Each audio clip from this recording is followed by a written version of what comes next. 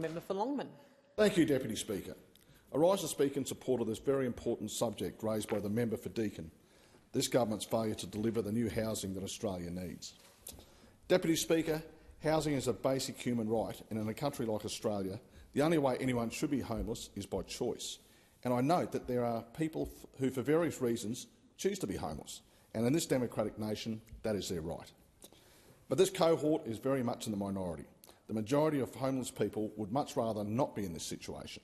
Homelessness takes on many forms. We have those who live in tents, some in cars, some go from refuge to refuge, others couch surf with friends and family.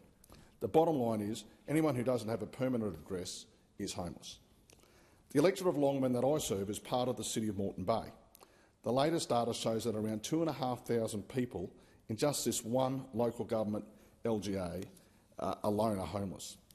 Many of these people have full or part-time jobs. Some have families, including small children. There are many reasons why people are homeless, but it all stems back to one core issue, and that is the law of supply and demand. There is simply not enough supply to meet the demand. A quick look at the facts paints a bleak picture, Deputy Speaker. 2003-24 recorded the lowest new home building commencements, the lowest in over a decade despite record demand for housing. Now, all three levels of government have a part to play in solving the issue of supply and demand. The local government's role is around more streamlined, faster and affordable approvals processes on land releases and infrastructure processes. State governments also play a part in the approval processes, the overall planning schemes, but they have responsibility in ensuring that government or social and community housing is part of the solution to supply. Sadly, in my home state of Queensland, this has been neglected, with very few dwellings being built or acquired by the previous state Labor government, despite record funding provided by the former coalition federal government to the states. Now, what about the federal government's role in this, Deputy Speaker?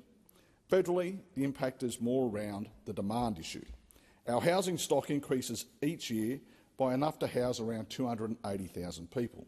Our population grows within our country by about 100,000 each year, which is why the immigration level has been traditionally around 165,000. The last financial year alone, our population has grown by 656,000. And since Labor came to government, the population has increased by a bewildering 1,426,000 in just 2.5 years. Everyone can see that this reckless policy has disadvantaged Australians, particularly those low-income workers who simply can't compete with those who have more income. The federal government can and should restrict or ban altogether foreign ownership while we are in this crisis. Our first responsibility is to the Australian people, and every home that is purchased by a foreigner is one an Australian misses out on, either to rent to another Australian or purchase for themselves. This would decrease demand and therefore see an easing of the overheated housing market that we are currently experiencing. Another problem we have is this Labor government's obsession with everyone getting a university degree. Now, for students, best pathway is university. I'll always fully support that. However, when I speak to students, many tell me they are being encouraged and almost embarrassed into getting a university degree when they simply have no interest in this pathway.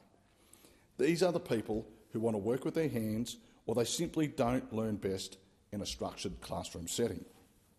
They're not wired this way, but so this Labor government can brag that they've increased university enrolment rates, they practically force these young people into a pathway that will ultimately depress them when in most cases they will fail.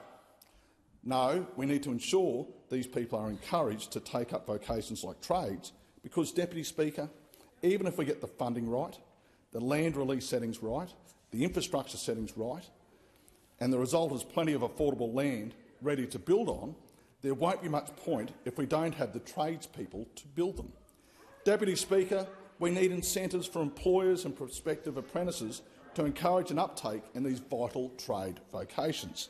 But the results show that in the past 2 years, a decline of 11.8% in people taking up apprenticeships, even though the demand has never been higher.